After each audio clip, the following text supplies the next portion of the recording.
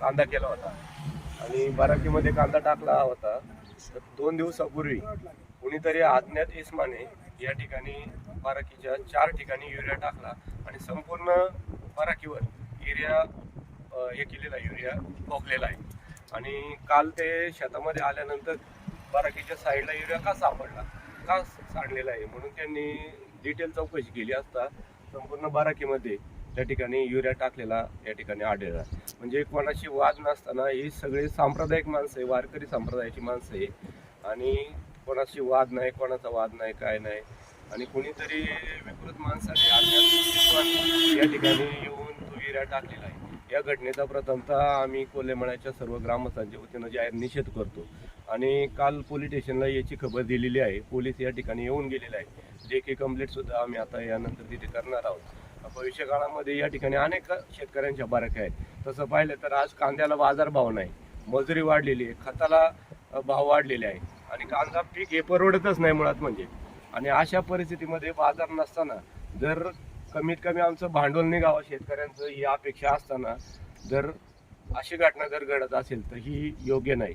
नुसती कांद्याचा विषय नाही तर अनेक ठिकाणी अशा घडलेल्या आहे का पपईची झाडं कापणे किंवा तणनाशक मारणे, 2,4-D फवारणे किंवा आता ताजी घटना येडगावच्या ज्या धरणाच्या ज्या मोटारींच्या केबल आहे त्या केबल कापून चोरी जाणं. म्हणजे या खऱ्या अर्थानं अशा घटना शेतकऱ्याला अजून थोडक्यात आत्महत्या करण्यास प्रवृत्त करत आहे. अशा घटना या घडत आहे. सरकारने याबाबत काहीतरी निर्णय घेतला पाहिजे. सरकारला मी आवाहन करेन की आपण जसं महाडीबीडीच्या माध्यमातून शेतकऱ्यांना अवजार असेल, ट्रीप असेल, पाईप असेल, जसं तुम्ही अनुदान देता त्या पद्धतीने आज खऱ्या अर्थानं CCTVची गरज आहे शेतकऱ्याला. त्या CCTVचा समावेश त्या महाडीबीटीमध्ये करावा. आणि एकतर आधीच भरमसाठ घरचं महागाई वाढलेली आहे. त्या माध्यमातून CCTVसाठी अनुदान कसं देण्यात येईल यासाठी सरकारनं काहीतरी उपाययोजना केलेली आहे. आणि पोलीस स्टेशनला मी आवाहन करेन, विनंती करेन की आपण याचा ताबडतोब शोध लावावा आणि योग्य ती कारवाई या ठिकाणी करावी. कांदा किती होता आणि किती नुकसान झालंय? नाही, कांदा जवळजवळ आता हा 2 एकर क्षेत्रामध्ये ही संपूर्ण 2.5 एकर क्षेत्रामध्ये ही संपूर्ण बाराकी 600 पिशव्यांची भरत असते. मुळात यावेळेस उत्पन्नच मुळात कमी झालेलं आहे. पूर्ण बाराकी भरत असते. आज 4 गाळे मोकळे, एक तर उत्पन्न कमी निघाले आणि अशा वेळेस जर अशी घटना घडत असेल तर निश्चितच शेतकऱ्याला काय परवडणार आहे. त्या मुलीचं लग्न असल्या कारणाने मी गावाला गेलो आणि गावावरून आल्याच्या नंतर ही प्रक्रिया दिसली तर तो कोणीतरी आमच्या बाराकीत युरिया टाकला.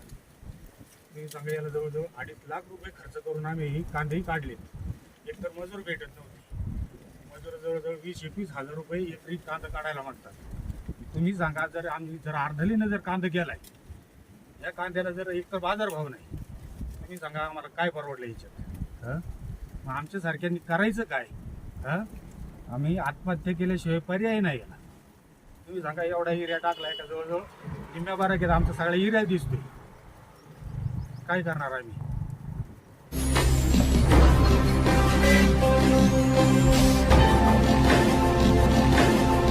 ताज्या घडामोडी आणि नवनवीन माहिती मिळवण्यासाठी समाज दर्पण या YouTube चॅनलला सबस्क्राईब करा आणि बेल आयकॉनवर क्लिक करा.